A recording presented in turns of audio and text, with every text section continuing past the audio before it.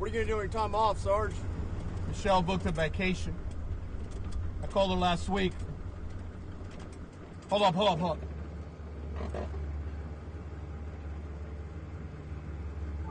You see that? I do. I'm gonna go check it out.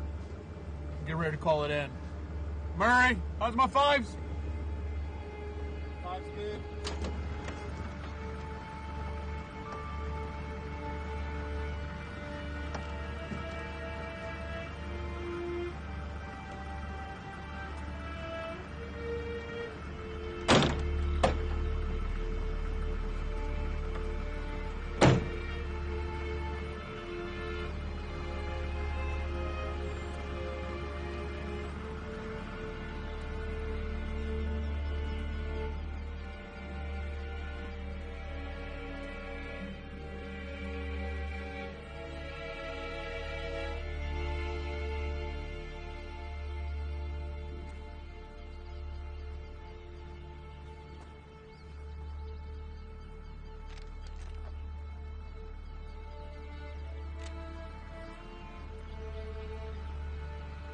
Murray, you okay?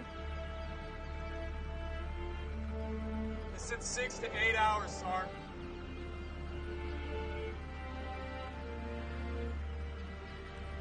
Webb, thoughts? I like this way, Sarge.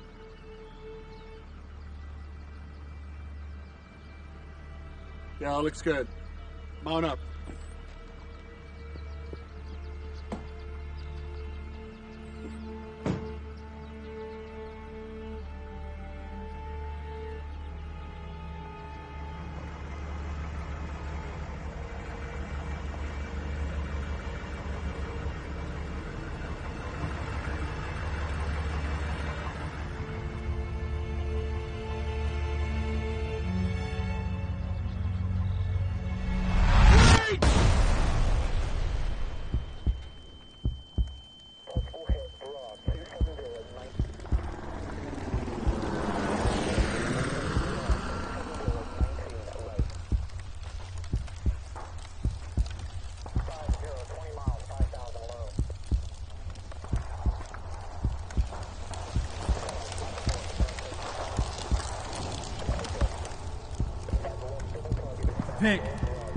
Vic, wake up, it's a nightmare. Vic, you're having a nightmare. It's okay, you're having a nightmare. It's me, it's Michelle. Everything's okay. You're okay. Baby, you're okay. You're okay. Why don't you let me help you get back into bed?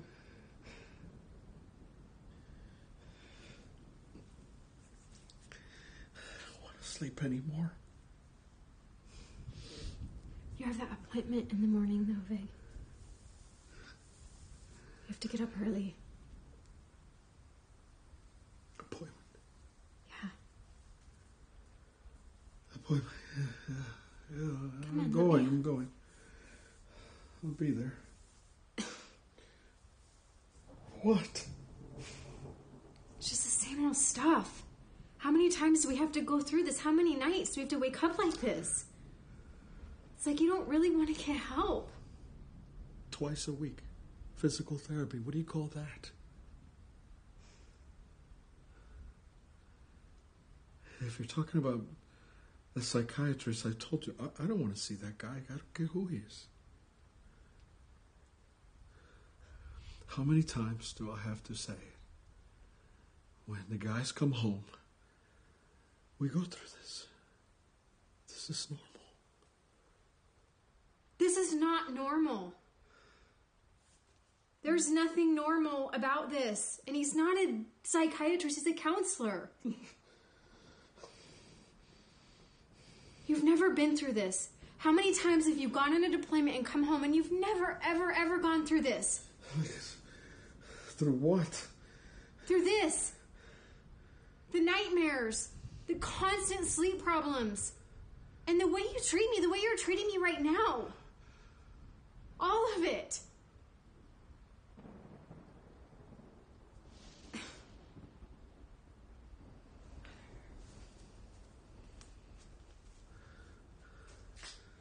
What? Here, just take a sleeping pill. I don't want sleeping pills. Pain pills. Find me those. I don't know where they are. They weren't with these. You must have put them somewhere. Oh, yeah.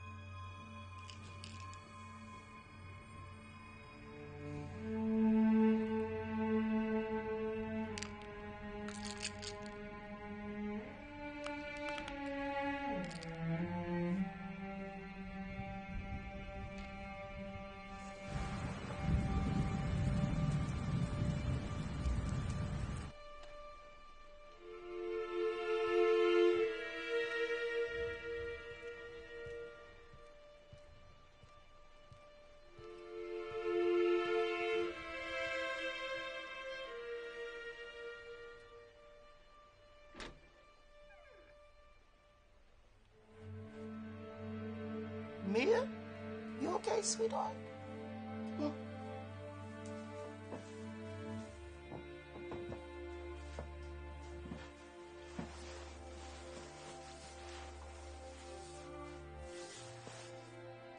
You thinking about the accident? Every time there's a storm, I think about it. Makes me miss my dad all over again. What's that verse about the brokenhearted? One of my favorites. God heals the brokenhearted and binds up their wounds. It's in Psalms. God heals the brokenhearted and binds up their wounds. Binds up the wounds. That's right. Now let's get some sleep, Eminem.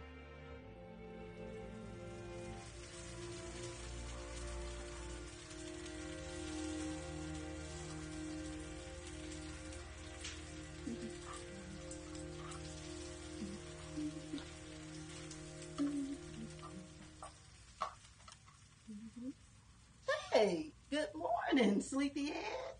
Good morning. Wow, that was some kind of storm last night. Yeah, sorry I woke you up.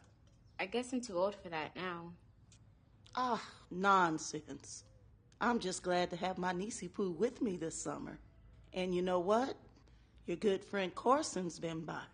Sure he's gonna be checking in soon. I hope so. I haven't seen him in a while. But I bet things are different now. Why you say that? Well, I don't know. He's going to junior high. Things are just going to be different. I think I know what you're saying. But the Carson I know, whether he's in the community or whether he's at the church, he always gives your auntie this great big warm hug. I like that kid. Yeah.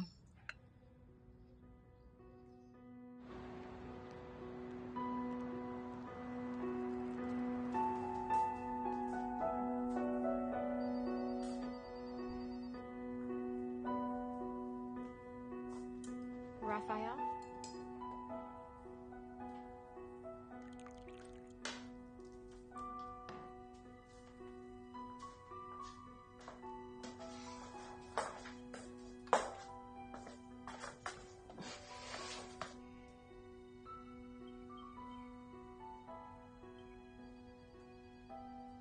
Michelle, who you're talking to? Tori. She's pretty determined to come visit us for that 3-day weekend they get off. Why? Because we're her parents and she loves us, I guess. But I thought she was going to wait after the semester. Or maybe by then. Maybe by then you'll be walking.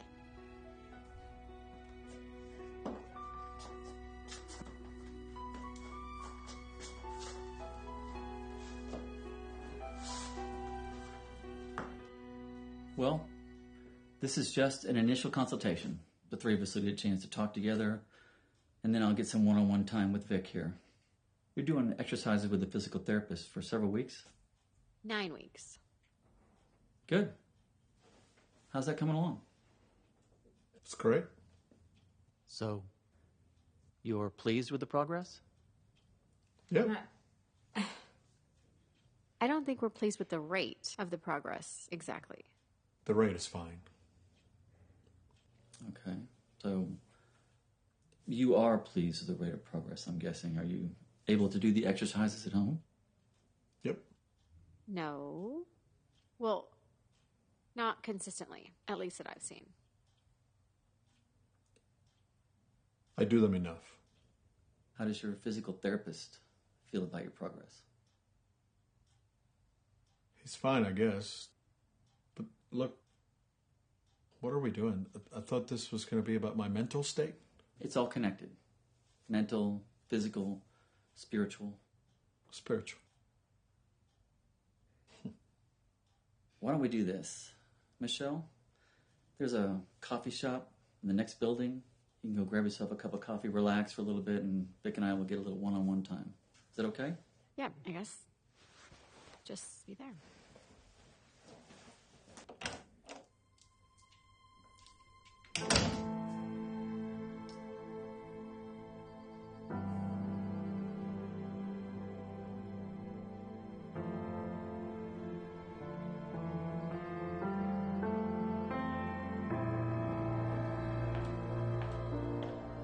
All right, so now what? Now, I'd like to ask a few questions, just to get things started. You can ask. Okay. Have you had difficulty falling or staying asleep? Irritability or outbursts of anger? Hypervigilance? Traumatic nightmares? A need for solitude? Diminished interest in life? Have you experienced any of these? Look, can I call you Dan? Sure. Listen, I've been through this a bunch of times already. Post-deployment health assessment, check. Done. What are we doing? I don't need another label or diagnosis. Well, I read through your profile, and I noticed a few things. First of all, I want you to understand that things can get better. You've got some work to do, but I believe you can do it. There's a full and more meaningful life for you and your family on the other side of this. The other side? The other side of what, Dan? You don't even know what you're talking about. I'm an American soldier.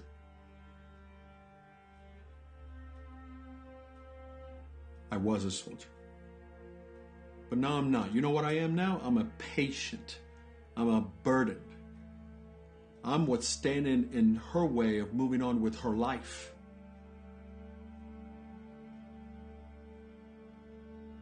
She deserves more.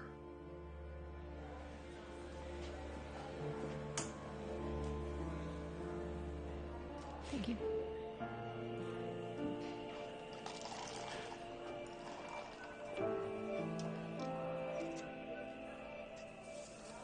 Oh, ooh, I am so sorry. Oh, I don't even have any. Here, let me grab some. Oh, thank you. Here you go. Here. I'm so sorry. I wasn't paying attention. Oh, Are you okay? yes, no, I'm fine. Oh, it's okay. Are you okay? It's fine. It's fine. Here, why don't we sit down? I'm sorry. It's okay. It's okay. What? Are you all right? Just that one extra thing that puts you over the edge, you know? Yeah, I know. Did you bring someone here for counseling? Yeah, it's the part where you have to go out of the room while they talk. It's my husband. I know he needs help, but he won't accept any. It's like he's just given up. Yeah. Is he military? Army. Career. This was his last deployment before retirement. We were supposed to be on vacation right now. But here we are. And he's just... I don't get it. He's done this for over 20 years. And he's always come back fine. But this time he's just... He's just not. He's...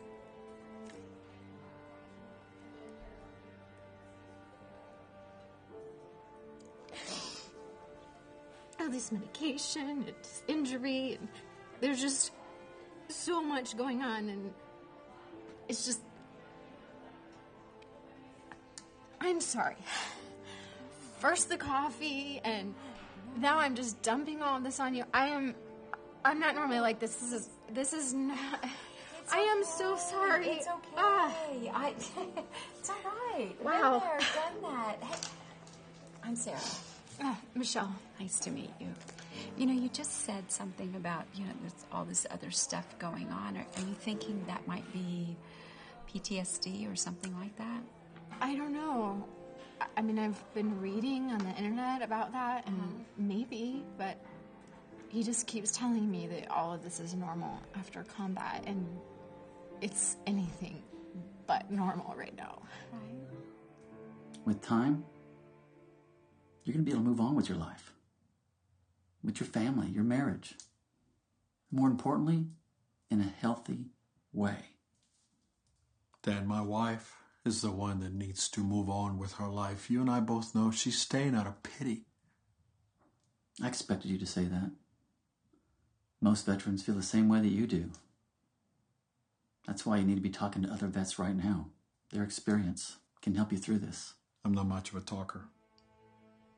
Well, the saying goes, pain shared is pain divided. They can help you carry that load, Vic.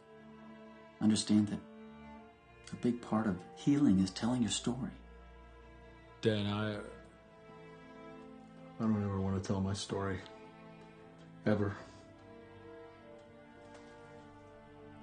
Yeah, I come from a long line of chaplains.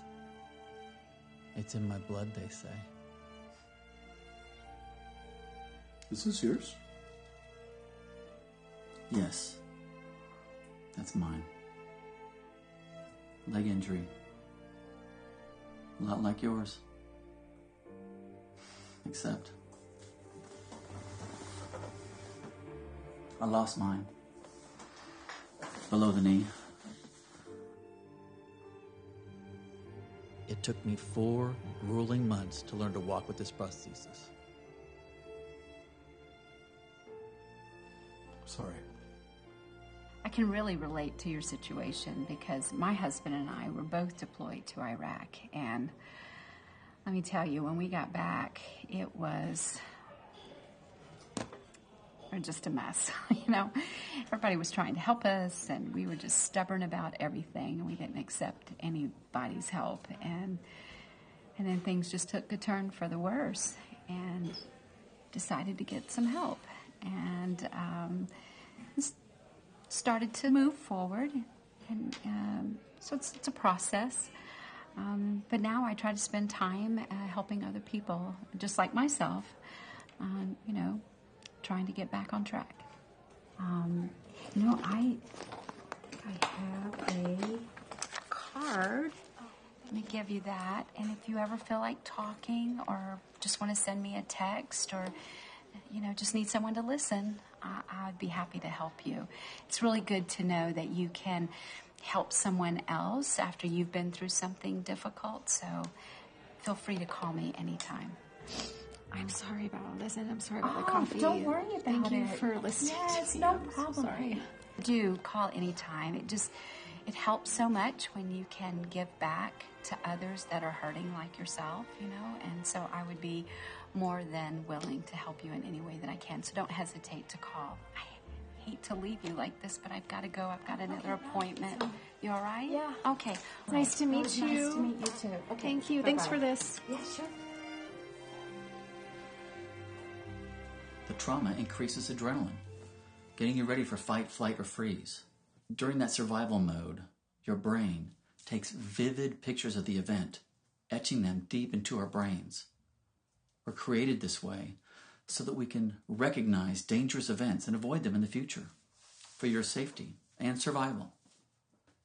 The problem is, back here at home, sounds like gunfire on the TV or a car backfiring, fireworks, that kid screaming at the grocery store, and certain smells especially.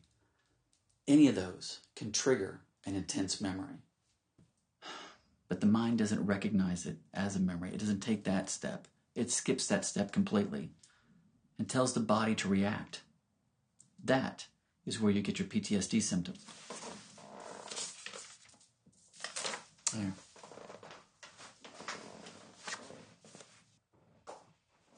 All right. So,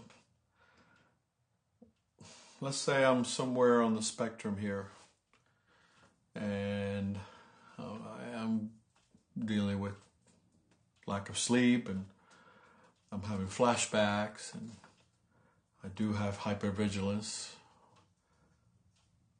How do I get a handle on it? There are several different aspects to recovery, and all of them are vital. First, there's your leg injury. You got to trust your physical therapist and really be committed to doing those exercises at home. Next is the cognitive aspect. We need to de-link the triggered stress response from your memory. We've had success with EMDR therapy.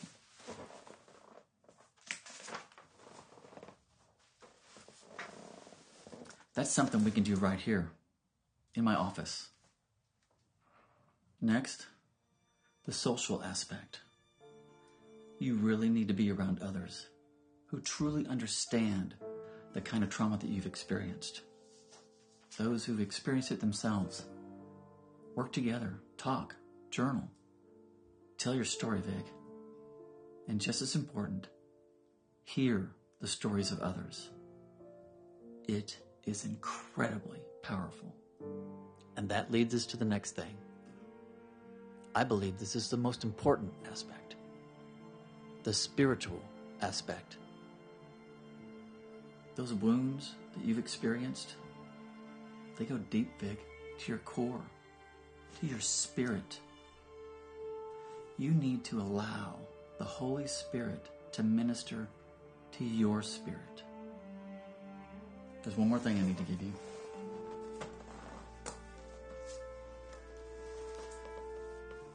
There's a 6-day retreat coming up in a few weeks with a group called Mighty Oaks. It's vets just like yourself and active duty guys coming together to work on healing. It's about a 5-hour drive from here, but I strongly recommend that you consider this. It can really help you. I don't know, Dan. I was kind of thinking why don't we just start with maybe a couple of appointments here at the office and you and I talk. I'm not sure about this. Okay, great. We could do that. But, like I said, community is important. You really need that social aspect. Vic, I got 2 or 3 guys I'd really like you to meet. We come together, small informal groups, Saturday mornings, 10 a.m. There's no charge. Yes, come in. Emma said you were finished. We're ready? Yeah, we're good. We're ready. You mind carrying that? Vic, I look forward to it. Thanks, Michelle.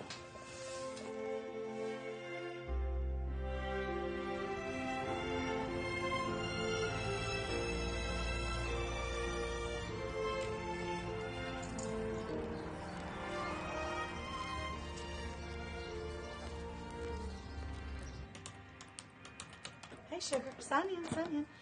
Oh, I'm so glad my dance partner's finally here. Give it up, Roxanne. I never give up, Vic. That is not in my vocabulary. I told you that.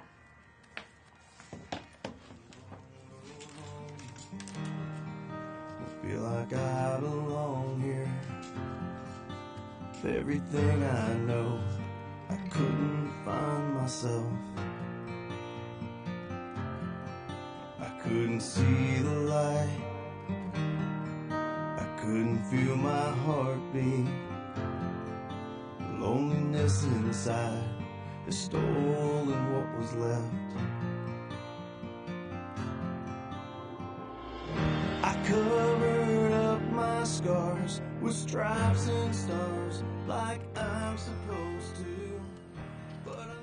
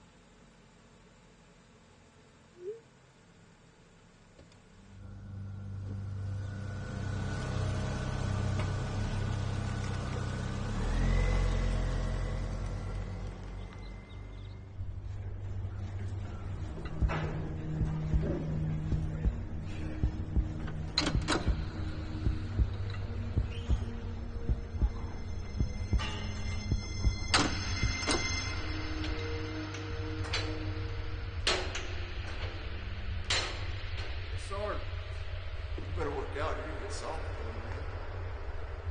man. Carson.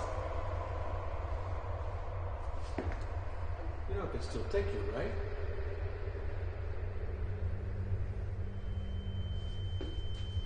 Right. Vic. Vic, you okay?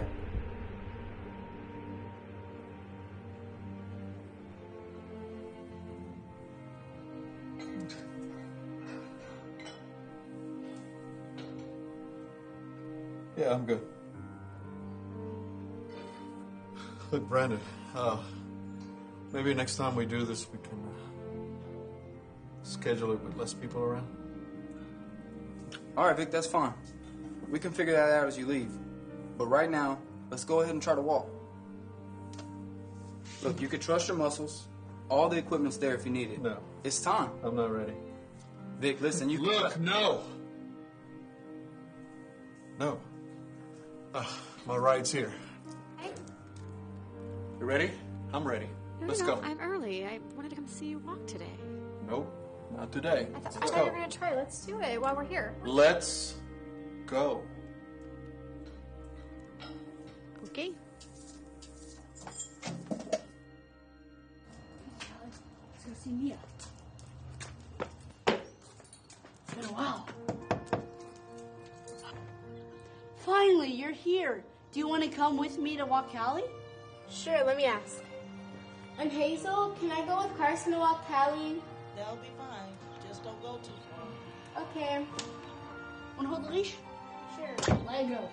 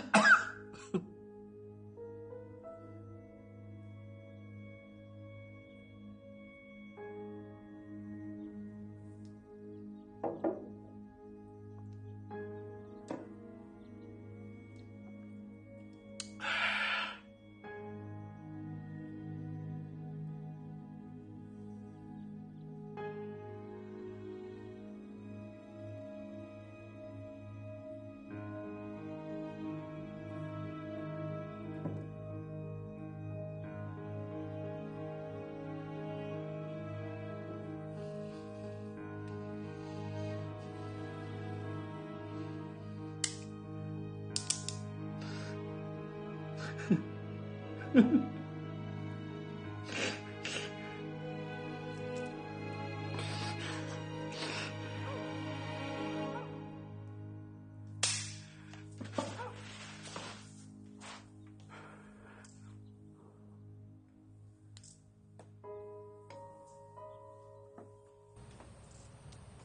come back!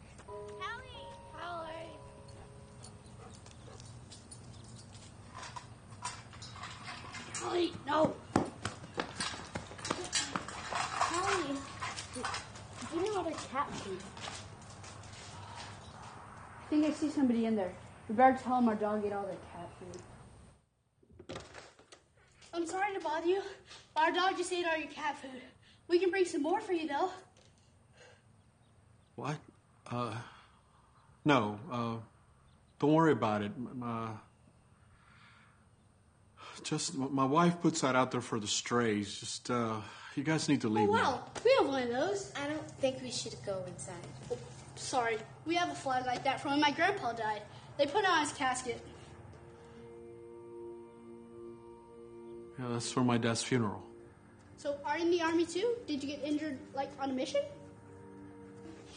Can I give Callie some water? She seems really thirsty. Yeah, sure. There's a water hose and a bucket on the porch. Thanks. My grandpa fought in Vietnam. Yeah, so did my dad. But that's not how he died. Grandpa just died 2 years ago. Is that how your dad died, in Vietnam? Yeah, that's it. 1971. How old were you?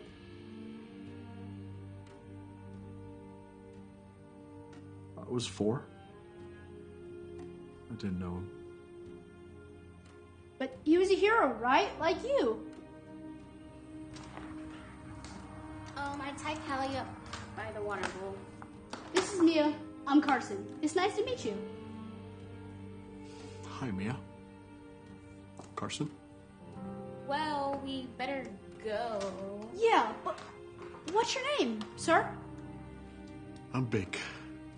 Okay, bye, Mr. Big. Carson, come on. I'll go get Callie. Okay, I'm coming. She thinks I talk too much. Please shut the door behind you.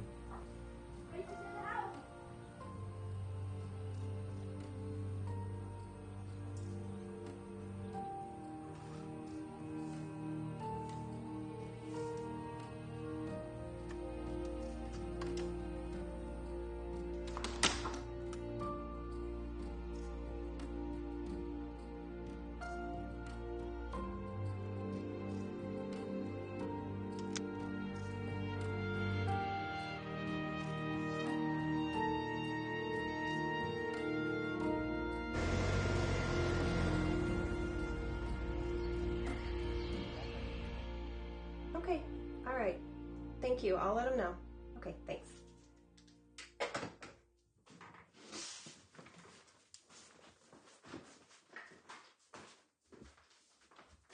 Mr. Raphael, I am so sorry, but Dr. Jameson is on an emergency phone call right now. Emergency? Yeah, one of his other patients is in crisis, and sometimes he has to end up leaving immediately if he can't resolve it over the phone. But there is a nice coffee shop in the next building, or you can go wait out on the patio if you prefer. Well, my ride just left. So I guess I'll just hang out on the patio then. Okay, I'll get the door for you.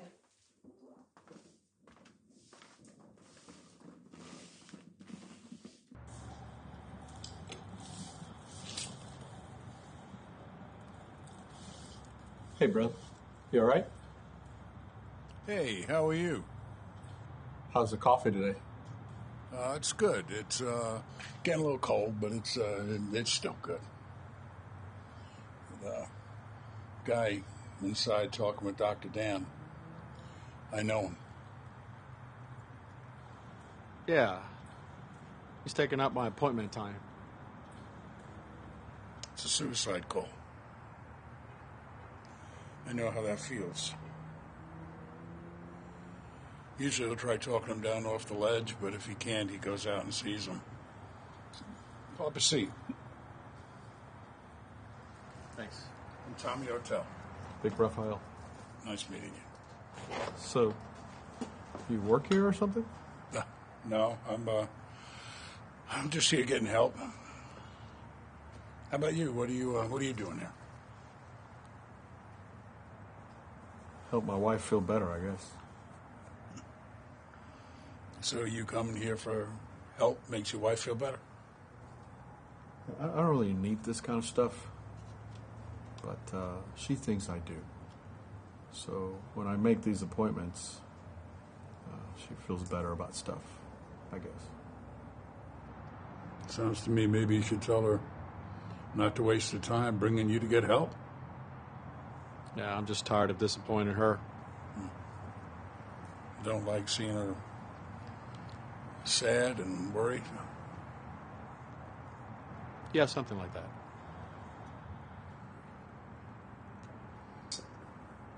Dr. Dan, he's a friend. And I can't afford to pay for his time like other patients. So he lets me come here and hang out during the week. And if he's got a few free moments, somebody cancels or something, he'll come out and talk to me and help me out. I always come on Saturday morning, though. He's got a free group that meets. Awesome. I got a lot of baggage. Dr. Dan helps me lay it down. And then when I pick it up again, like I always do, he helps me lay it down again. I'm a recovering alcoholic, among other things. Recovering? It's a process. By the way, your wife, what's her name? Michelle. Michelle. Yeah. Thinking about her every time I got deployed is really the only thing that kept me going. I know what you mean. And now you're home with her, and now what? Now what? I never was very good on the now whats. Lost a pretty good lady along the way because of that.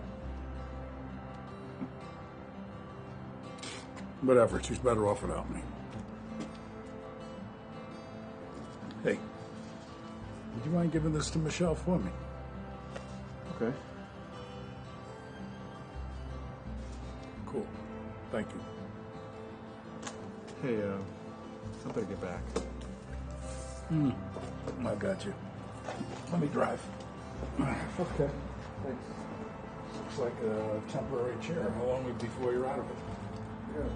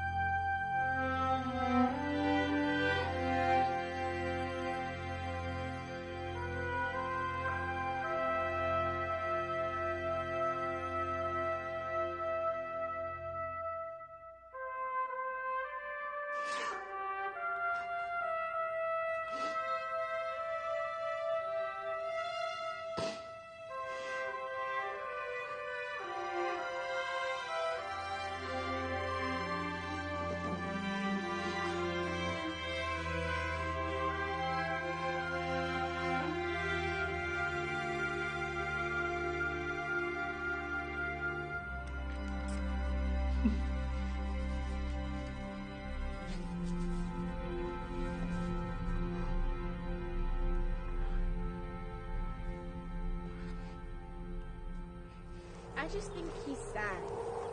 And he had been drinking. He made me think of my dad right before the accident. I'm just not sure he's gonna want us to come visit. Mr. Vic's not sad. He's just tired. Plus, he has an injury right now. But I bet once we see him this time, he's going to be out of his wheelchair and practicing his MMA or something. You've played so many video games. I can tell he's sad, but maybe the cookies will help. Oh, they will. Hey, I brought him something to do. You did? Yeah. Made it at camp last week. You might think it's stupid, though. Well, what is it? It's a surprise. You can see it whenever he does. Okay.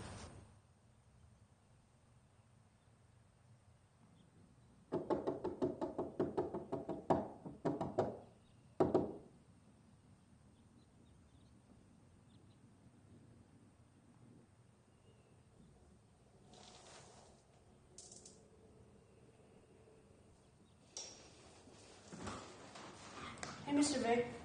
Remember us? Me and Carson? Stowe, is it okay if we come in? We brought you something. Yeah, come in, guys. Thank you. Mia brought you some of Miss Hazel's cookies, and they are great. You're gonna love them. How are you feeling? Thank you. I'm okay. You want to sit down? She thinks you're sad, but I told her you were tired. Plus, you have that injury right now. So how much longer are you gonna need that wheelchair? I don't know. I hope not long. You need to try one of these right now. I'm gonna go get a napkin from your kitchen. The kitchen... Is he always like this? Yeah, but he's really nice too. Alright, get ready. It's the best cookies you're gonna ever taste. There you go.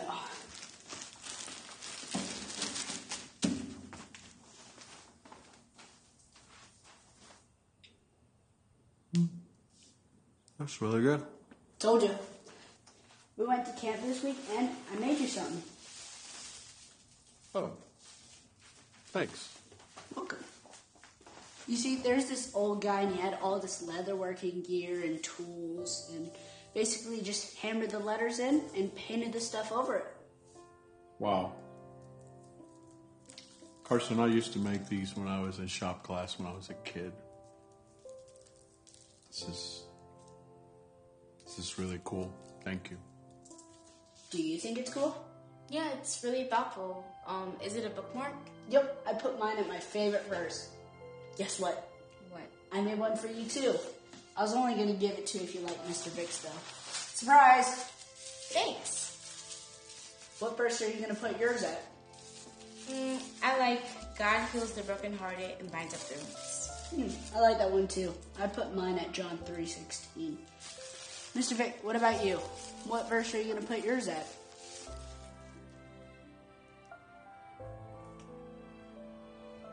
I kind of like Mia's too. This is our first time we get to go to camp since I'm going into 7th grade. Plus, they let me go since she was my guest, so. Yeah, it was really fun. We learned how to tell people about Jesus and stuff. Yeah, I'm really good at it.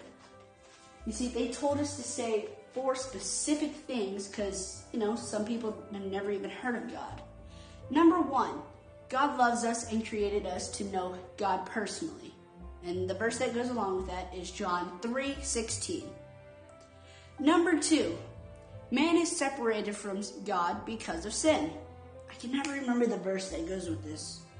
All have sinned and fallen short to the glory of God. Romans 3:23. Yes. And then number 3, this is the best one.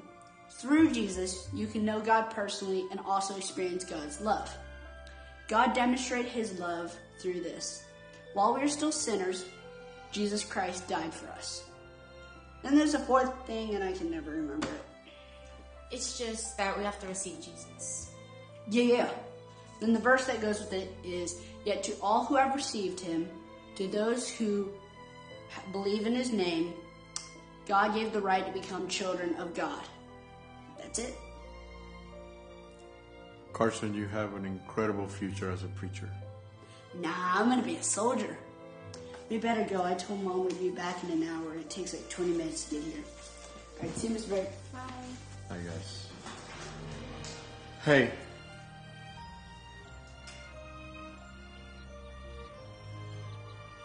Thank you for this. Really. And for the cookies, too. You're welcome. See you soon, Mr. Vick.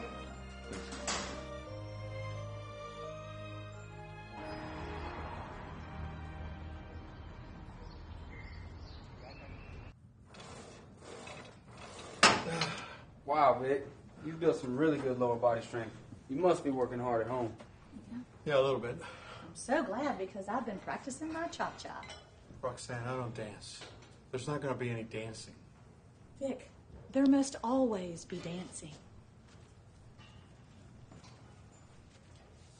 It's her first day back in a week. Oh, really? I didn't see her last week.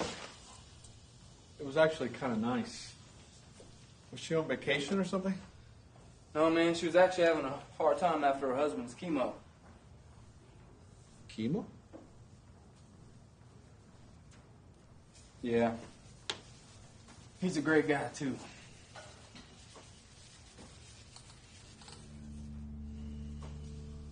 All right, Vic. Today's the day. Let's get up and walk.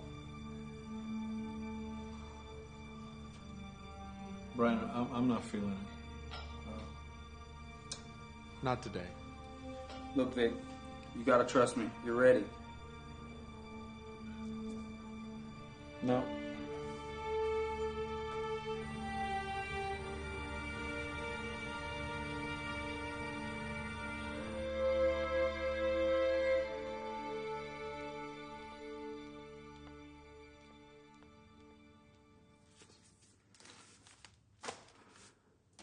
What's this? That? This kid named Carson. He gave that to me the other day. Carson? Him and his little friend Mia came by.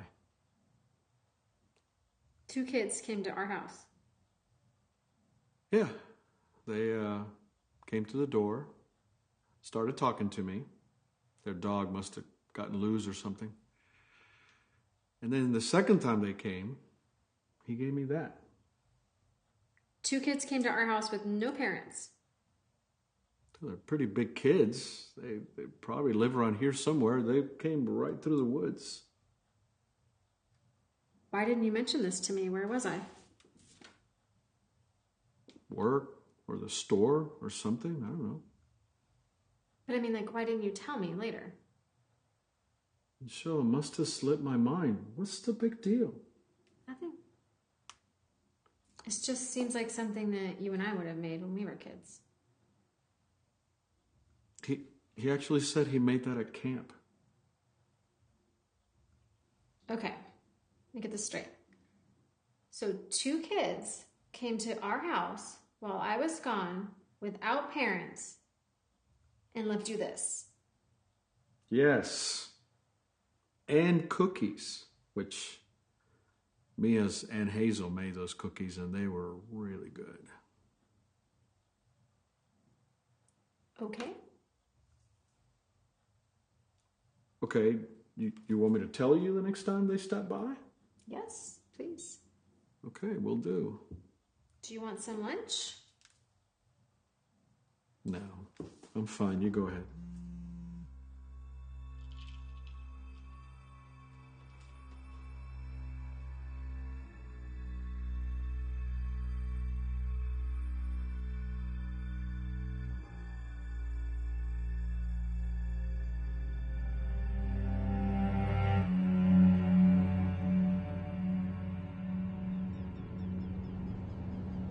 Oh, did you think any more about that retreat? I put the flyer on your desk. I thought maybe you could talk to them or look into it. If you want, I can call them for you. Michelle, do you really think that I need a retreat? My entire life is a retreat right now. I think you need something. It's like you're stuck in every way, Vic. You could walk. We both know you could walk. The therapist even tells you that you can walk. But it's like you don't want to. Listen, all I'm saying is, this obviously is much deeper than either one of us realizes. So all I'm asking is that you maybe take a look into it. Maybe something could help you at the retreat. Right, well, that would kind of work out really well, wouldn't it, if I walked, right? I know you're ready to move on too, Michelle. I am ready to move on, aren't you? I mean, you say that like it's a bad thing.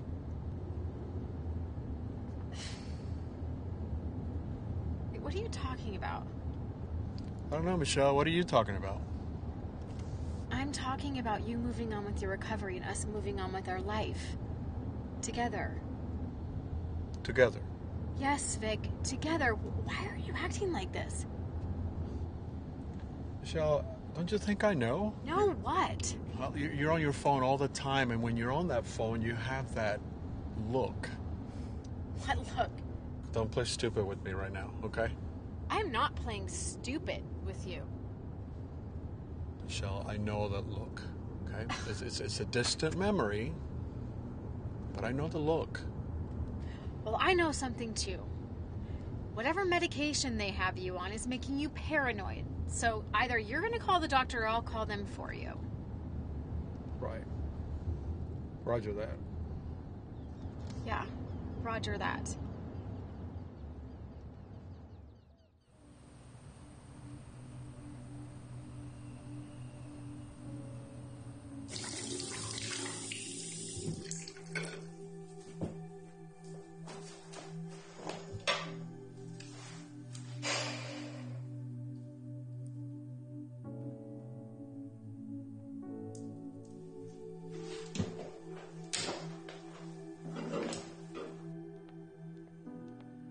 Hey, I'm gonna go to work. I'll be back here around 4:30, okay? Okay.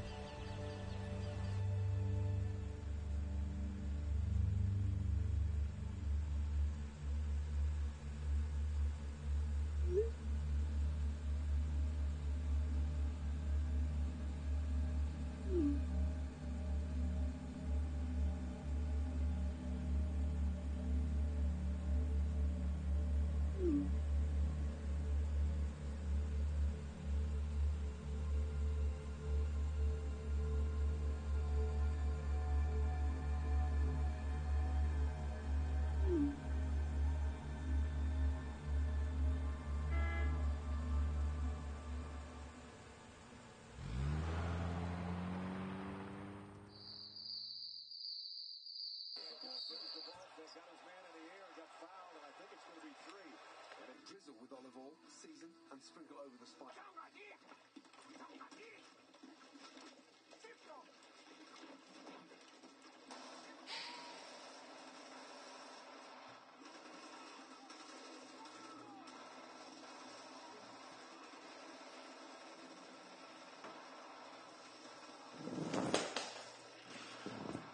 Michelle?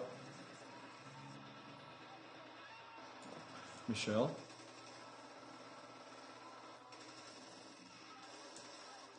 Michelle, what are you doing?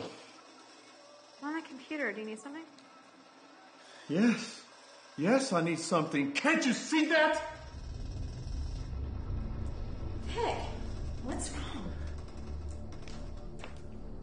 Why are you yelling? What's... Vic! Nothing's wrong, Michelle. Nothing's wrong with me. But what is wrong with you? What are you talking about? You have your head buried in your phone and the laptop all the time looking at me like I'm crazy. Just like that, like you're looking at me right now, but you can't see what's going on with me or what I need. Who are you texting to? Who are you talking to all the time? What are you talking about, Vic? Why are you acting like this? Just stick out of my Why are you freaking out? Oh, you think you can just walk away and get away from me, just like that? Guess what? It's not that simple. You can walk? Yes. Vic, how long have you been walking? Never mind that. Let's Tell talk about me. you. About me? I want to know what's going on.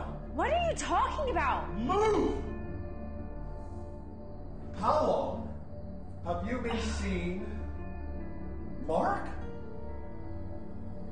Isn't Mark your high school boyfriend? I'm not seeing him. Vic, how long have you been walking? Forget that. Apparently, you are the best thing that happens to him all day.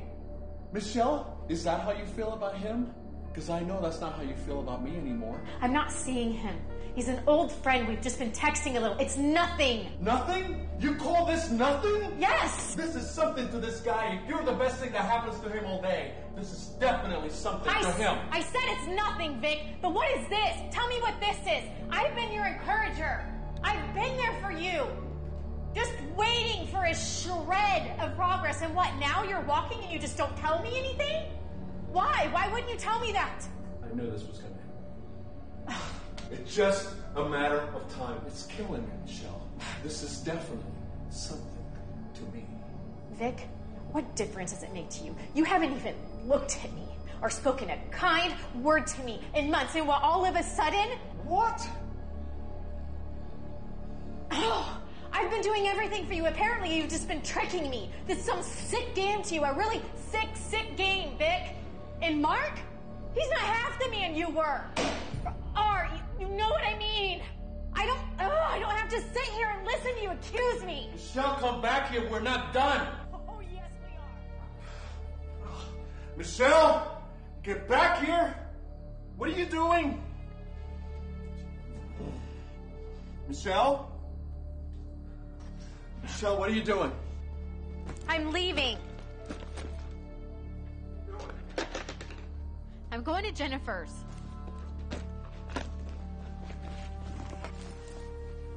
Oh, Jennifer's.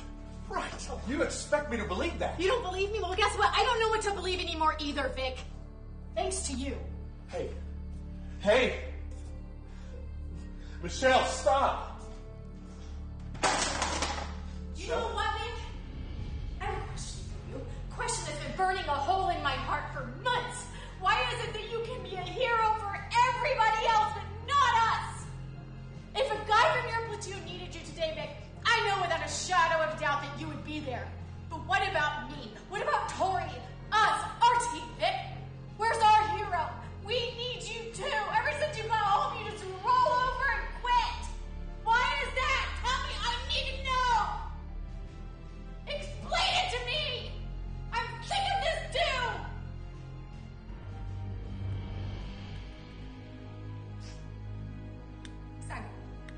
Nothing. You know what, Nick? You win. I quit too.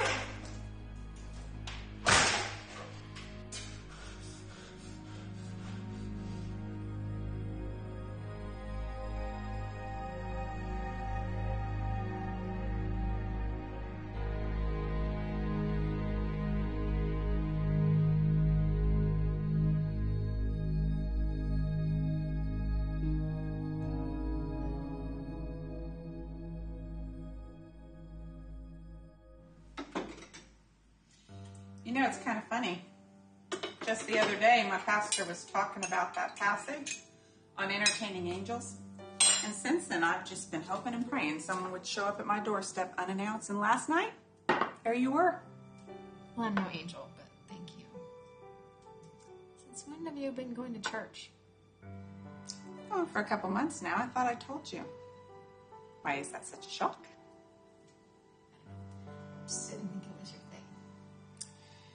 Well, I'm realizing that my thing has caused me and a lot of people that I really care about a lot of pain. You know, hurt people end up hurting people. So I started this group at a church nearby. It's a recovery group for people struggling with hurts, habits, and hang-ups of all kinds. I love it. I've been going ever since. That's really cool. I'm proud of you. That's huge. You know, I used to love going to church when we were kids. Do you remember that? And it just seemed like when Vic and I got married, we traveled and moved so much. And, well, you know, he's not religious. I still used to pray a lot. But now, it just seems like months since I've even thought about talking to God. Why do you think you stopped? I don't know. Maybe guilt? Yeah, I can understand guilt. That's another reason why I went back to church. I wanted to revisit this whole grace thing again. How's that going? Well, I think I'm kind of understanding the story of the prodigal son a little better now. So, I'm ready to listen when you're ready to talk about what happened last night. I don't even know where to start. Turns out Vic can walk, and he's been keeping it from me. Wow. I kind of figured as much. Why? Well, I mean, if he still needed you there, you wouldn't be here. Right? I guess. It also turns out that I've been texting with Mark some, too. Mark from high school? Oh, so that's why you're here. I guess this came out last night. Pretty much. And the Mark thing? How did that start up? I don't know. We were just texting one day, and it was really innocent. I mean, you know we have history, obviously. But I didn't expect anything to come of it. Not now. And Mark's content with just chatting via texting?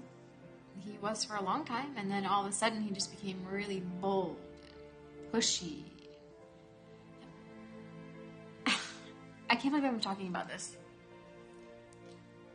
I don't even know how I got myself in this mess. I am so stupid. You aren't stupid.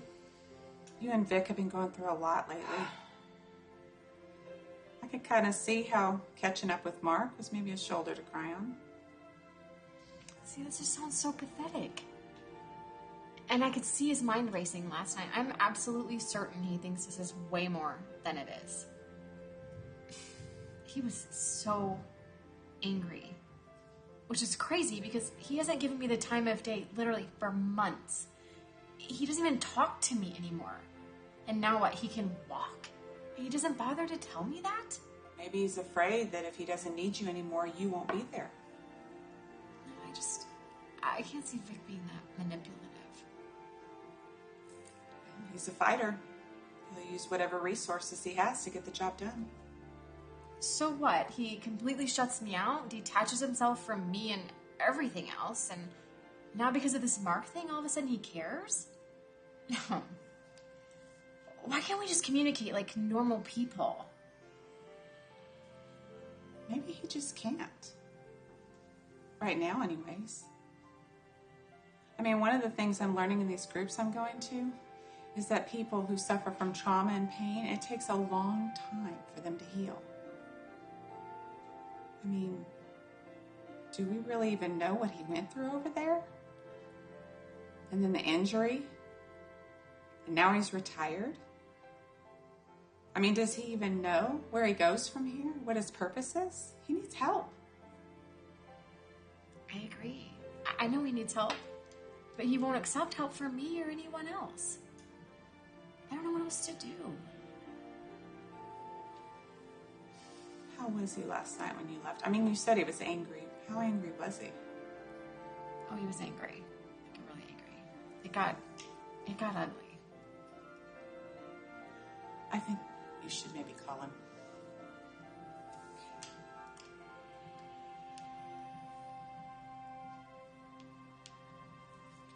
I mean, if he's dealing with this post-trauma stuff, we really don't know what could happen. Okay, now you're scaring me. He's not answering. You think we should go? Yeah, let's go.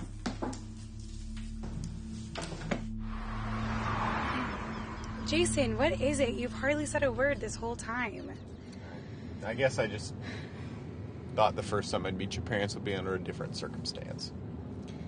It's gonna be fine, I promise. Dad is just hyper worried about me driving in the traffic, and Mom is running interference for him. I don't know, Tori. I think there's more to it than that. It's just Dad's recovering from an injury. So we'll be home for a couple of days, and then we'll get to help out Mom. And once we're there, and they won't have to worry about us driving. Well, the first time that I meet your dad, Master Sergeant Victor Raphael, he has specifically told me more than once not to come. So I'm having a hard time thinking this is going to go well. It's going to be fine, I promise.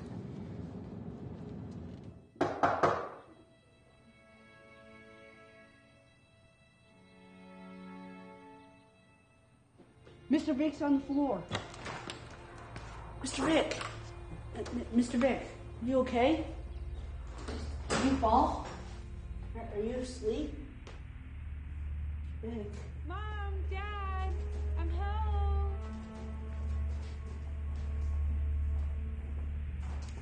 Oh, hi, there's something wrong with Mr. Vick. Right?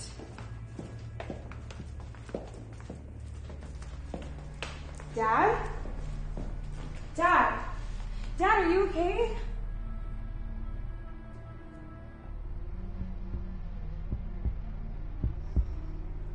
Is there anything else he maybe taken? Could have taken? Just medicine. It's nice. Hey, Vic. Vic, wake up. It's gonna be alright, brother. We're here for you. Your family's here. Everybody's thinking about you. It's okay.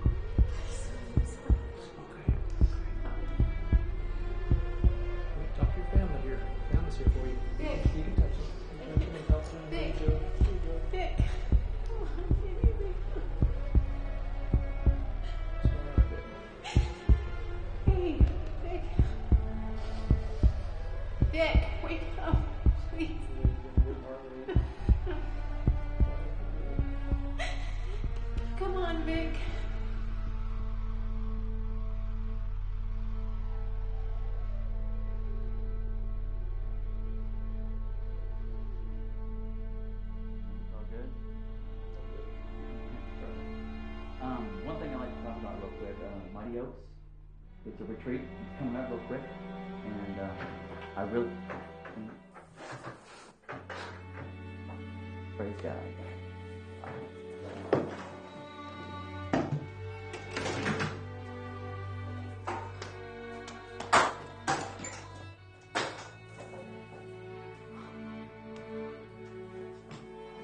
Sorry for interrupting, guys. I'm glad you made it, man. Really glad.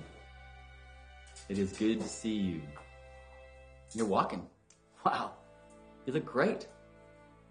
How's it going? You okay? Yeah. Had a rough couple of days, but hey, I'm here. So. Okay. We were just talking about Mighty Oaks. Well, here's a pamphlet. You can look through that. These guys already know. And just want to reiterate, again, it's coming up real soon. I know it's a drive, but this is a life changer, really. Sounds like something that'd be pretty awesome. I probably should go, but transportation's a problem. You know, I don't follow through on anything, so I don't know. It's okay. We can talk about more of that a little bit later. Vic, just to clue you in, this is an informal group. We get to a comfort level here. What's shared here stays here. I think you know Tommy. This is Bill. Ken. Hey. And this is his trusty companion, Hope. And David.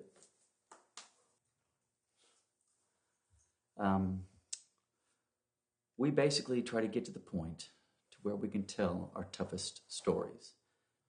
We all got some. Pain shared is pain divided. We've talked about that before. It gets divided in here. I think I'm up tonight. Only if you're ready, man. All right. I was born in New York. A pretty tough neighborhood. Used to be known as Hell's Kitchen back in the day. My dad used to have to work 2 and 3 jobs, kind of take care of us. So my mom basically raised me. And she was a great mom. She was really, really overprotective. Not a good combination for the mean streets that I was raised in, because it didn't take long before I got kind of a reputation of being a little mama's boy. And I never learned to fight or be tough or anything. I didn't have any friends. Of course, none of the guys wanted to hang out with me. I was young.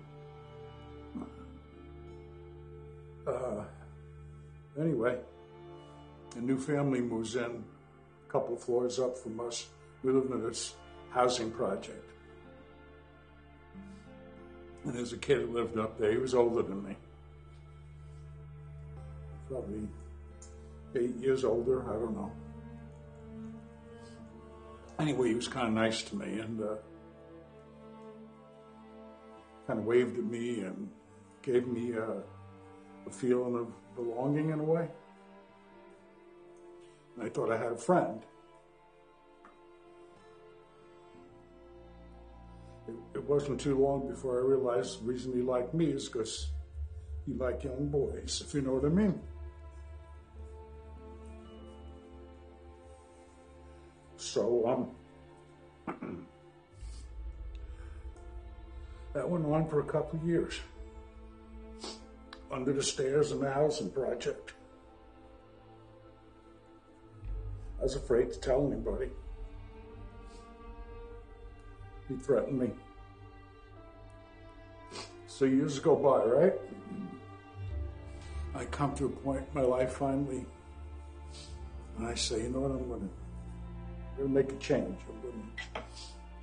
I'm going to be something. I'm going to join the Army.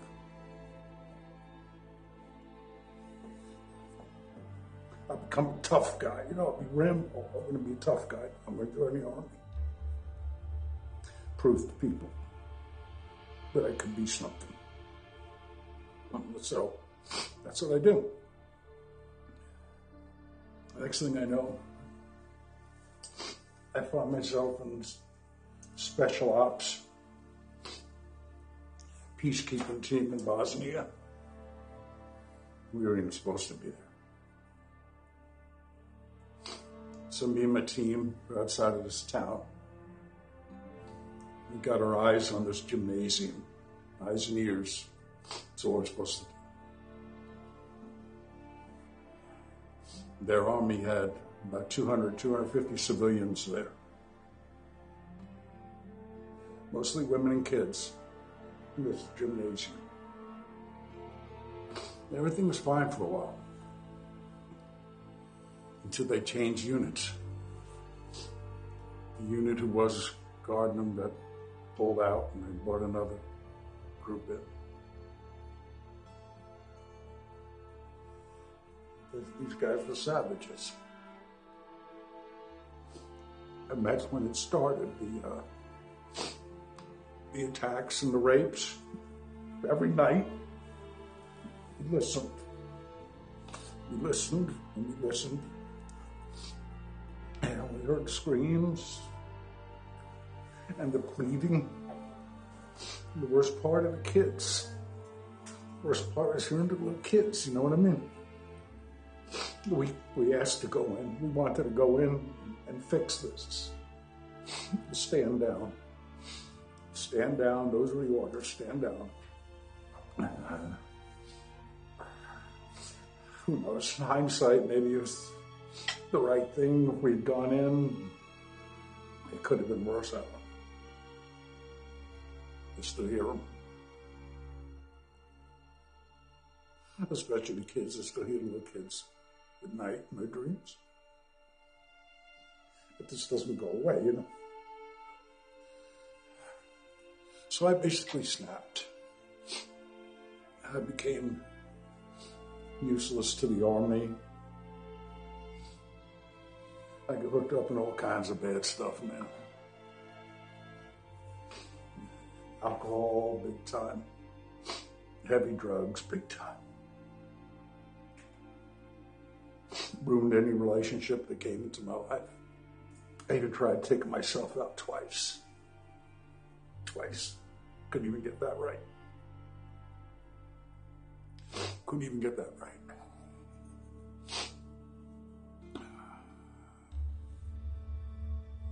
I pulled into Oklahoma City from where? One cold December night, right?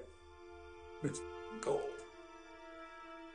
I've got no place to go. I don't know what to do. But I knew one thing I wanted to do. I wanted to see the Oklahoma City Memorial. You know, the bombing happened in the Murrow building. I wanted to go see the memorial for some reason. So on a cold Oklahoma night, I will go down there by myself. And around the reflecting pool, they have all these stone, granite, I'm not sure, chairs. 168 of them represent all the people that were killed. The hardest ones to look at are the little chairs. Because the little chairs represent all the kids that died there. And I find myself looking at this and shaking my head. Where were you that day, God? Huh? What were you doing when that bomb went off and all those kids were dying? Where were you when all that happened? So I kind of disgustedly start walking away, right? I'm crossing the street to leave. This thing strikes me. There's this statue. Seems out of place on the other side of the street. So I get closer.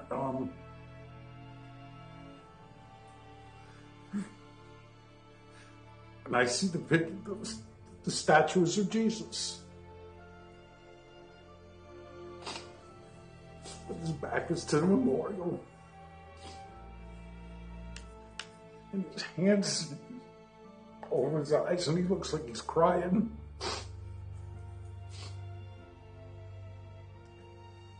And the bottom of the statue, it just reads two words. It says, Jesus wept.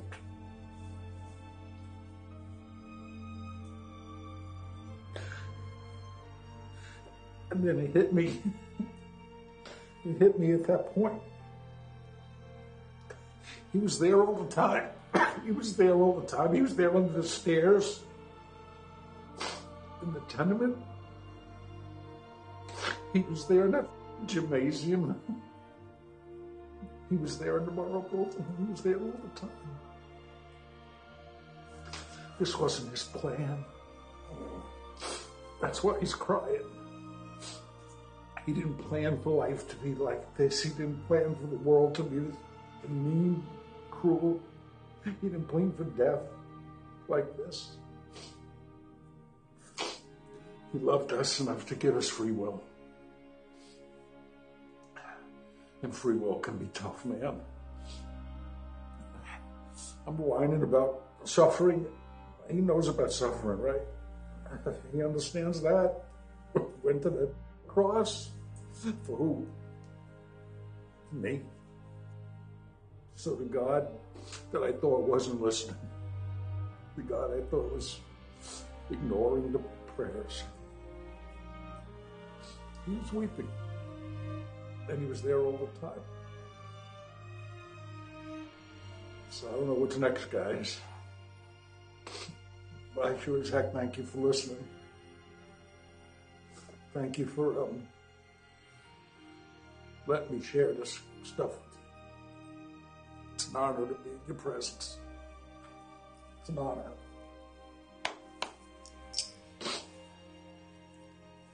That's it, man. That's all I got.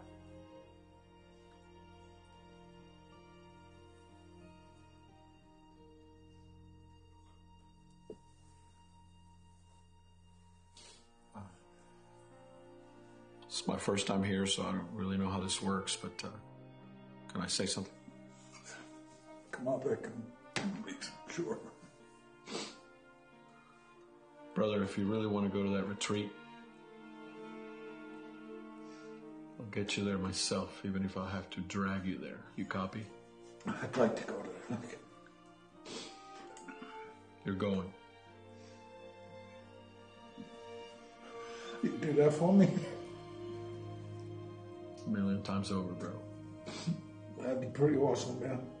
I'd like to do that.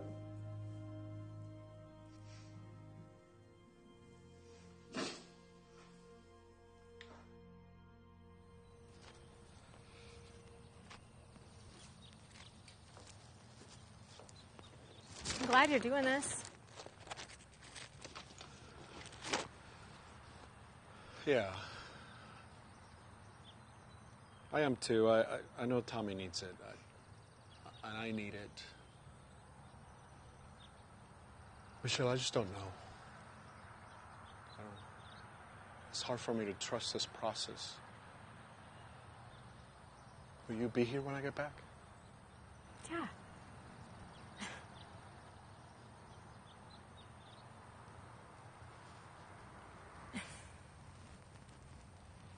Drive safe, okay?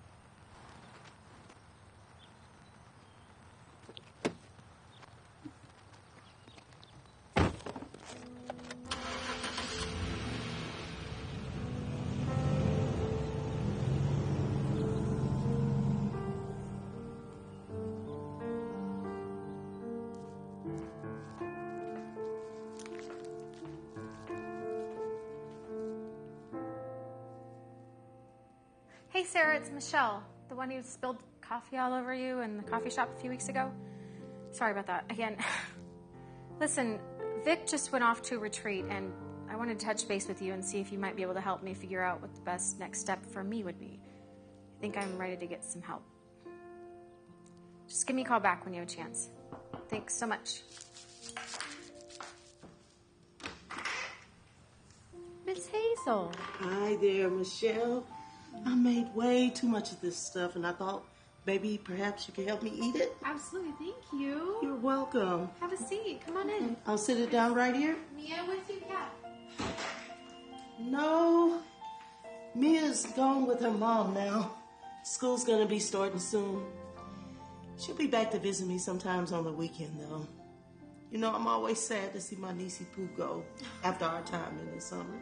I miss Tori too, but she loves college, so it makes me happy. Yeah. Seem a little tired. Sorry, I am. Vic left for a retreat today. I remembered he was doing that today. The Mighty Oaks group is a great group. You heard of it? Of course I have. I know the leaders there, and I've worked with some of the other trauma recovery groups at different events throughout the year. You know, I work with burn survivors. It's been my passion since my experience and recovery from it. I'm so sorry. I can't imagine. Oh, it's okay. It's been a long journey, but it changes you in good ways. Like how? Well, you learn to try not to miss the opportunities to say the good and important things.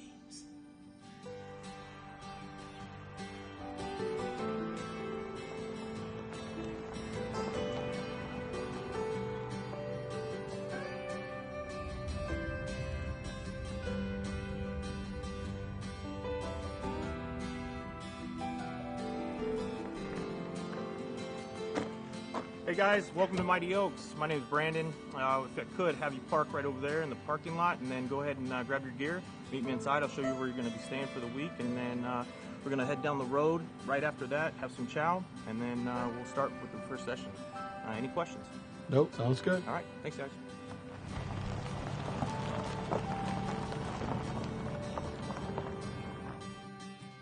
It must be really scars. Yeah. Going through life with scars can be very difficult, but I promise you, it's not the hardest part. I lost a 22-month twin son in that fire, and his twin Benjamin came away with brain damage. And the other 4 brothers, they were traumatized and hurt as well. It's horrific. How do you even begin to heal from something like that? I tell you this, you don't do it alone. Starting with my husband and on to my church family, they just loved me all the way through it. They were my true gifts from God. I don't feel like I've been a very good support system for Vic at all. You stayed right here with them. That's the important part. Just being there. Yeah, I guess, but I really feel like I've just been going through the motions. Like, I don't think I've slowed down long enough to understand what he's going through. It's like I didn't want to face it. I just, honestly, just wanted him to fix it and get on to being the same Vic he was before he left. Well, what you're going through is hard. And it doesn't even come with an instruction manual. And the caregiver, you need support too. Michelle, ask God for strength. Look, you'll be surprised how strong you are in Him. Stronger than you ever imagined. I don't feel like I deserve to ask God for anything right now. I've done some things that I think would really hurt Vic. That sounds like guilt to me. Thought so. Look, Michelle, whatever you've done or not done, God already knows about it. And Jesus died on the cross for it already. You are believing a lie if you think that you are too guilty to be forgiven. Hey, fellas.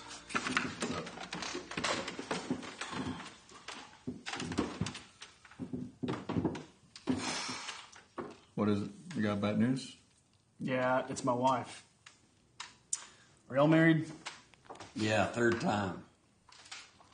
Not anymore. 15 years.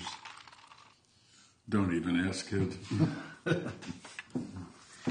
about you? Yeah, 22. Oh. To the same woman? Yeah. All right. I'll ask you then. How do you make this work? I've been married 2 years, and when I come home, I feel like I barely even know her. Get this. She's bought another cat. This is the 3rd. The other 2 won't let me in bed with her as it is. They hiss and scratch at me. And then she gets mad at me when I kick them out of our bed. You know, that cat thing reminds me of a brother I served with. He's about your age. Really good man. 22 years. Now, that's impressive. Yeah, what's the secret? I don't know. I'm in the service all my life, you know. The Army's all I know. I got injured, so I retired recently. She's always had her daughter and her job, but I've always been gone more than I've been home, so I really don't know what the secret is. He's kind of going through that now what stage. Mm-hmm. You know, I'm just hoping that when I get back, she's going to be there. I bet you have no idea how important you are to Vic. Thank you. James had no idea how important he was to me. Man, if something would have happened to him during the time of my recovery, it would have been like I was in this continual free fall. Scared of falling, scared to hit the ground, just plumb scared. But he was there with me the whole time. And that was my solid ground. The only thing I dared to count on was that James would be there every morning when I opened my eyes And every evening when I fell asleep, that man was like oxygen for me. He was my rock. And then, slowly but surely, God and I got reacquainted again. Now, he wasn't the one who left, of course. That was me. But after my trauma, my faith and my relationship with God had to be rebuilt again. And it was stronger than ever. You okay? Yeah. I guess I'm just realizing I've gotten to this point where I'm just skating on the surface of things in my life. You know? Hearing you talk makes me realize that life has much more meaning and purpose and beauty than what I've been living. You know? But it's like you have to go through something hard or painful to get to it. Does that make sense at all? It makes sense. And I know it seems that way. You know what my mother told me? That tears were God's way of cleansing out our eyes so that we might see more like Him. That's sweet. It is rather sweet, isn't it? This week is not a camp. It's not a retreat. It's a challenge. And it's a challenge that if you accept and embrace will change your life. And so if you leave here this week with the new inclination to make a different set of choices moving forward, that's the beginning of the path to hope, restoration, a future, and a new purpose. You know, this week is an opportunity to be at a fork in the road. And you can either choose to go down the road that led you here, a road of destruction and chaos with no purpose and no hope in the future, a road that leads to 23 veteran suicides a day, a road that leads to 80% of our combat veterans getting divorced, a road that has destroyed so many of our brothers. Or you could choose to go meet that fork in the road and go in another direction, a direction to hope and restoration and to actual future. And in fact, the very future and the very purpose that you were created for. I like to use that word created because I believe, and we believe here at Mighty Oaks, that if we could simply align our lives to be the men that God created us to be, then this PTSD thing doesn't have control of us anymore.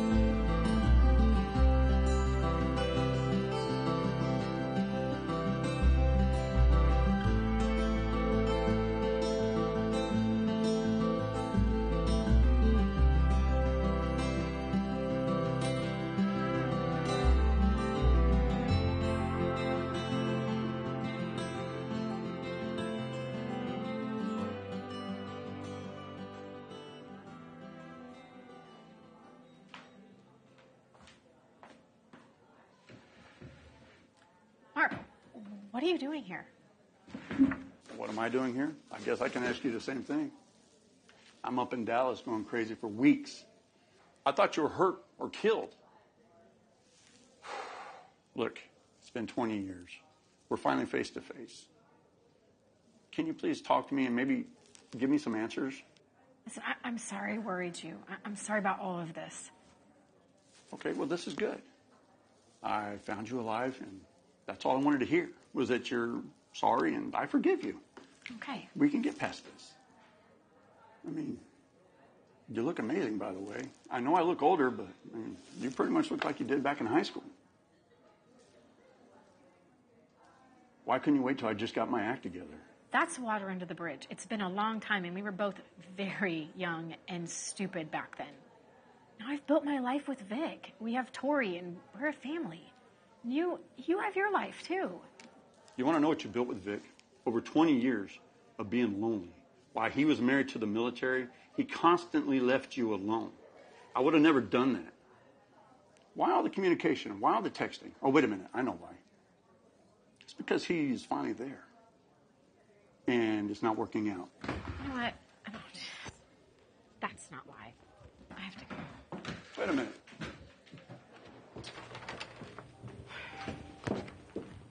Michelle, wait. Look, I'm right here. I'm now. Where's Victor? He's here. Mark, he's a part of me. So he wins again, just like that. Wait, look. It's almost lunch. Let's go get something to eat. I drove all the way down here. We could talk. I don't want to talk. Listen, I'm leaving. Please don't follow me. Michelle, come on. Battered and troubled on shifting sand. The mountains are shaking. You're still in my hand. But I'll take your ashes and turn them into beauty. I will rebuild your home. I will restore your love. I will remain faithful until the end.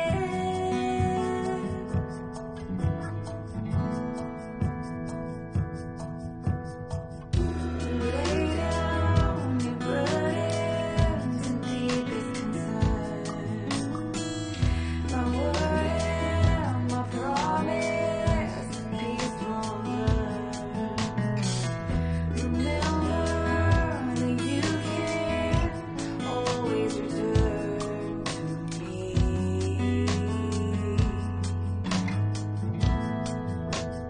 I will rebuild your home. I will restore your love. I will remain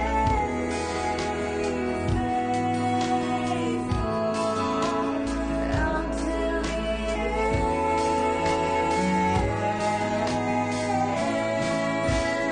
I'll never leave your side, mountain or valley. I will bring peace and light, love everlasting.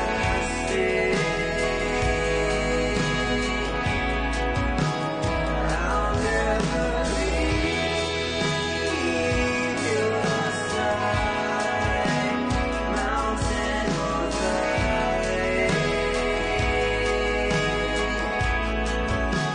I will bring peace and light, love everlasting.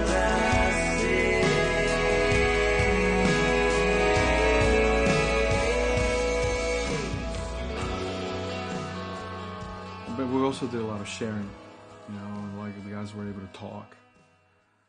Even David, who doesn't talk very much, he was saying a few things, not much, but some. It was really cool. Wow. Yeah. Who's David again? David is the firefighter. He's now a burn survivor. I met him at dance. He goes to the weekend meetings. That reminds me. Mia's Aunt Hazel came by this weekend, and did you know she's a burn survivor too? Oh. And a really amazing, wise lady. I think you'd really like her. I didn't know she had been in a fire.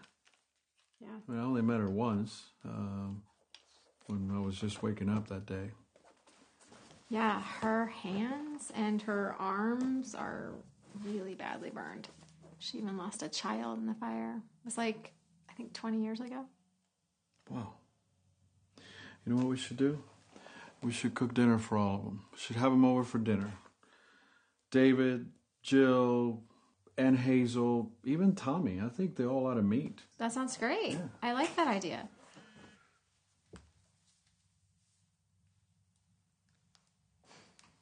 It's Tori.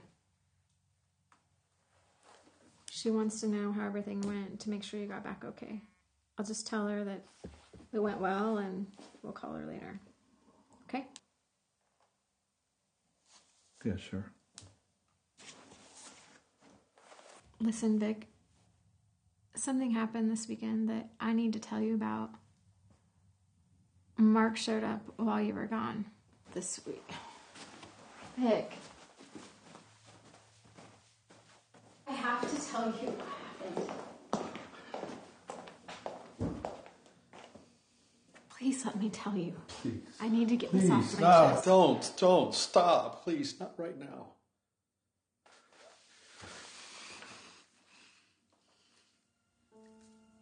I was wrong. I was really wrong.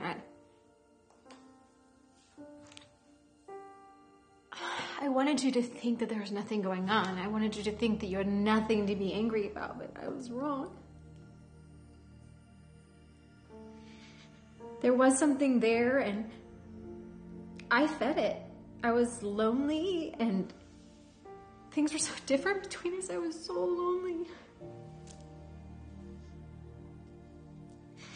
And then it just escalated and turned into this big thing, and Mark was texting me all the time, and then he shows up here and he wants me to run away with him and he wants to replace you. And listen, but when he was here, I told him that I love you and that I'm not going to leave you, and that no matter what this is, we're still a family. And I want to get through this together. What are you saying? You're not leaving? No, never.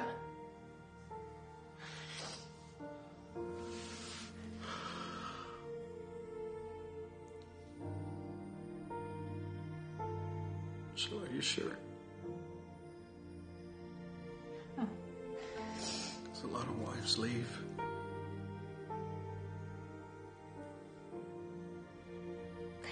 I'm gonna do this alone for a chance. I don't want you to. It might take a while. I know, and I know that I have work to do too. Look, I went this weekend by myself to get help. Because I haven't been handling this well. I don't understand it.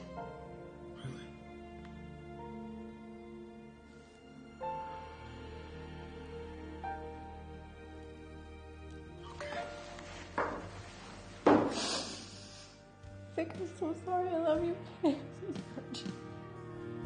So many just like me, so many needs unnoticed. Yeah, it's a silent burn that you can understand. 'Cause even though we're home now, behind this badge of honor, our battle rages on just to be whole again. We cover up our scars with stripes and stars like we're supposed to, but I know we're not alone. We're waking up to find that day by day and step by step, with every passing hour and every breath we breathe, we're reaching higher. Heart in heart and hand in hand, out of the ashes we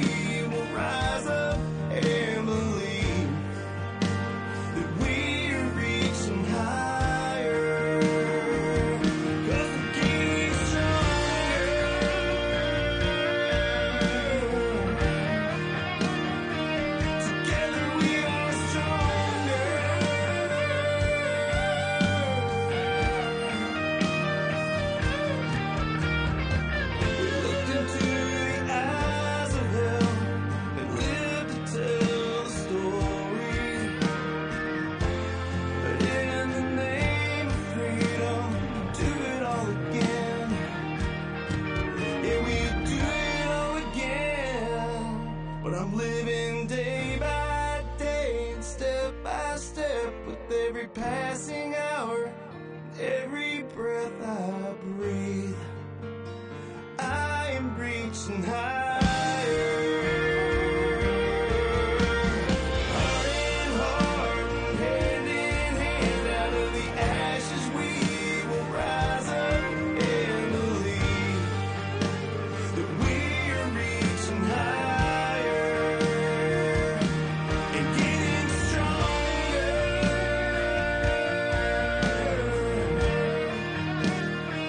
Together we are stronger.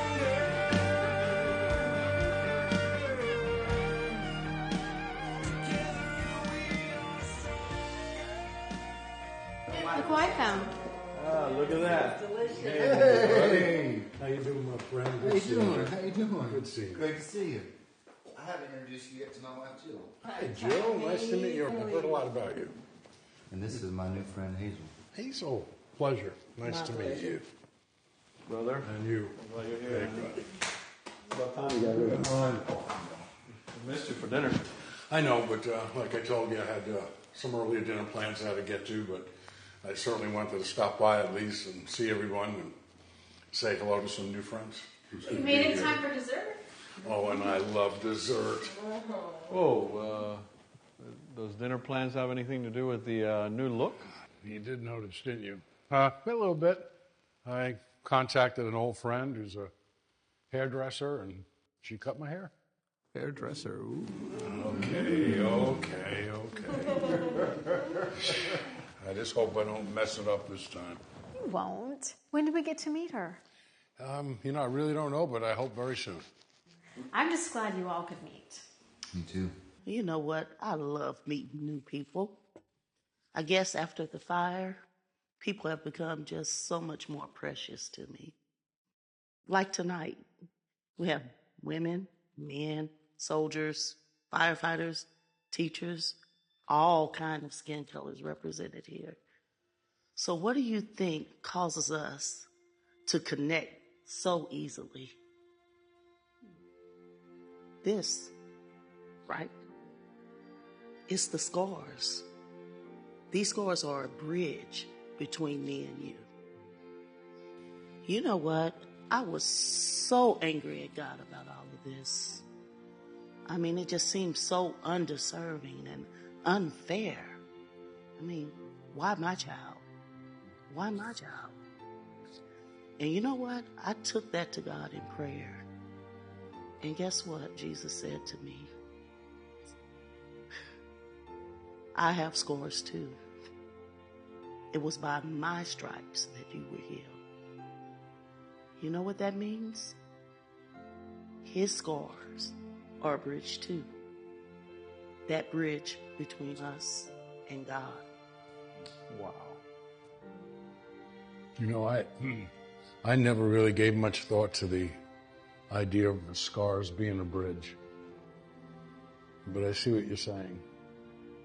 I've struggled with and questioned why the death of Jesus had to be so brutal and horrendous. It made no sense to me. I couldn't figure that out. Why? I think maybe you hit on it. Because now we know he's been there and he knows he understands. He does. Well, you know what? I have something exciting I want to share with you guys that I'm working on with some other recovery groups. It's called the Stronger Alliance. And we're going to have an informational meeting in Huntsville on July 4th at the Veterans Museum. And of course, the Amos House of Faith will be there, and Mighty Oaks will be there, and there'll be other groups there too. All groups focused on pointing people to hope and healing through Christ. And it's something else that I was hoping that maybe someone could help me with and even share your experience. What? No. Yeah. No. Absolutely not. No.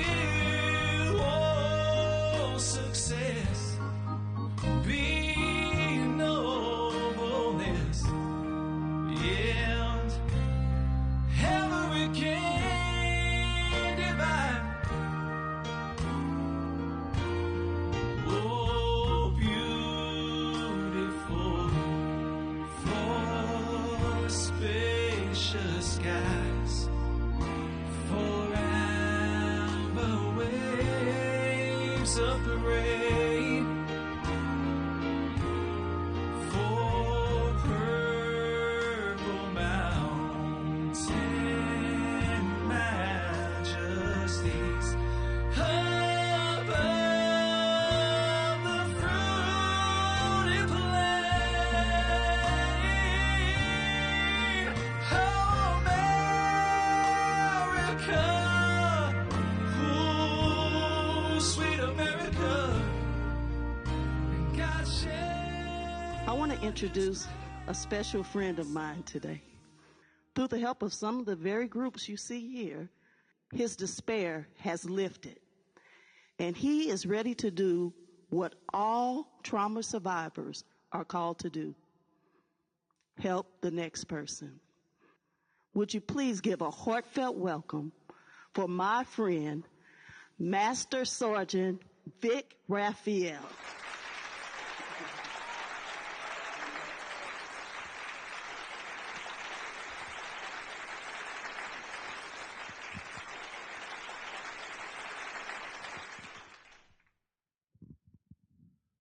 Thank you, Hazel. I've had the privilege of getting to know Hazel in the last few weeks. Don't let her fool you. She's actually the one who's been an inspiration to a lot of us. During the last 25 years of my military career, I've been deployed multiple times. Like most of you, coming home, going back, coming home, going right back. When we're home, we're not really home. We're just getting ready to go back. It's what we do. I will never forget my last tour to Afghanistan as we engaged again in the war on terror. Lost a lot of good men. Too many. But one particular incident, as I encounter an IED on the side of the road, I made a poor decision that cost me the life of a young private named Carter. No one blames me for that, but I blame myself every day. I can't really get into the details of the incident today because we don't have time, but I can tell you that it changed me in ways that I didn't know I could change. I came home with shrapnel in my leg, looking forward to retirement. But what I didn't know then is that I also brought home an enemy inside my head that I had never been trained on how to fight. The rules of engagement just didn't apply. They said I had post-traumatic stress disorder. I thought, isn't that for people who think too much? For weak people? I'm a United States soldier. I'm a warrior. You got the wrong guy. But it all caught up with me. Every combat situation I had been in, every poor decision I made, my dreams haunted me, images just tortured me, and my thoughts controlled me. I think some of you that are here tonight know what that's like. So as I reached my lowest point, very depressed, high state of anxiety, always on alert, unable to sleep. In fact, I drank myself to sleep most nights. I felt hopeless, without purpose, and eventually suicidal. And that's when I thought, I'll just put myself out of my misery and put a gun to my head and get it over with. Definitely my darkest hour. I got to hand it to the love of my life, my wife Michelle, because she put up with me through all that. That woman deserves a medal.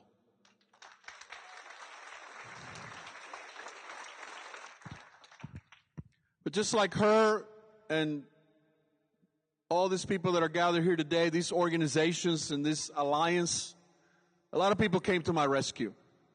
and they literally saved my life. I believe the devil likes to isolate us. It's a lot easier to destroy us when we're alone.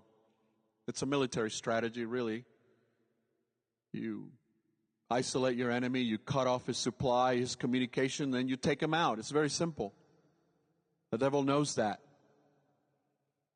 Going to the meetings and talking to the other brothers and listening to their struggles and sharing my struggles with them, believe it or not, that has brought tremendous healing. And learning and reading the Word of God has brought a lot of healing. Until I understood what Jesus did for me on the cross, that's when the real healing started. Earlier, I was walking around the museum and reading and listening to all the stories of all the brave men and women who fought throughout history so that we could be free today. You know, I'm humbled by the fact that God has chosen me to make a difference and leave a legacy behind for my brothers and my family that spells victory and not defeat. So I want to ask you, brother, soldier, if you're out there today and you can hear my voice, how do you want to be remembered? What sort of legacy do you want to leave behind?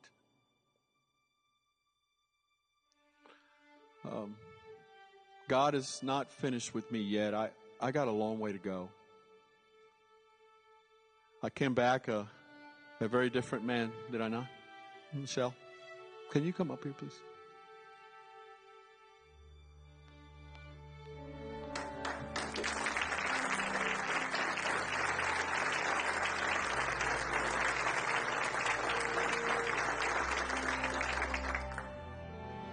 He's not finished with me, but I know he's given me something much better in return. A new mission. New orders from the highest possible commanding officer. To help my brothers and sisters fight this battle which I am now learning how to fight and win. And to spread the word of God's grace and love for each and every one of us. Because I'm telling you, I shouldn't be here. I'm not supposed to be standing here in front of you today. But I am living proof that after the struggle and the pain and the suffering that I put my family and myself through, with God's help, we have emerged much stronger.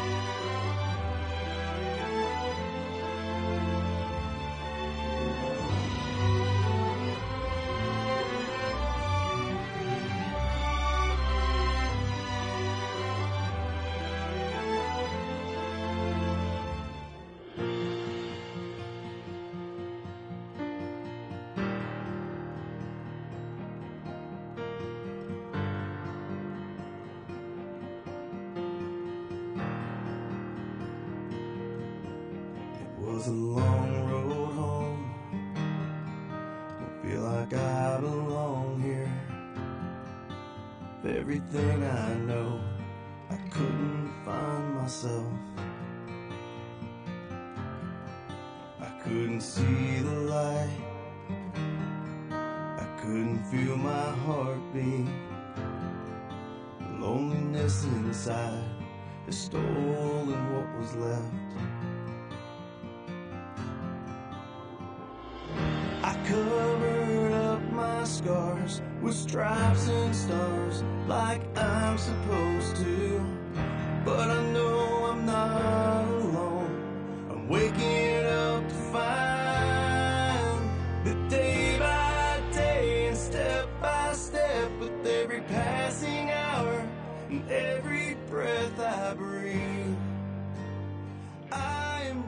and high.